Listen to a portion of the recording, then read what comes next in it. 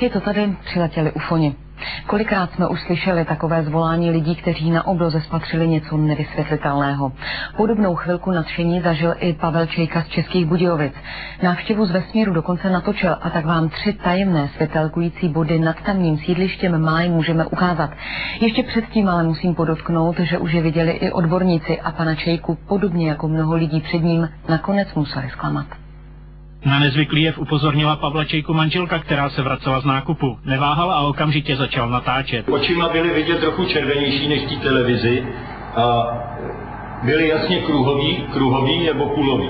Něco, co přichází z jiných částí vesmíru. Pan Čejka sice na mimozemskou civilizaci nevěří, přesto kontaktoval odborníky. Známý budějovický badatel v tomto oboru připustil, že se zřejmě jedná o stroj většině lidské civilizace neznámý, ale při psychotronickém prozkoumání vyloučil, že je z jiné planety. Není tam totiž žádná mimozemská umělá energie. To na UFO opravdu nevypadá. Buď to jsou letadla, anebo meteorologické balony. Tomu naprosto nevěřím. Záhadné stroje prý nezaznamenaly ani armádní radary. Za poslední 3 měsíce lidé nad Českem zpozorovali celkem 9 neidentifikovatelných předmětů, tedy domnělých UFO.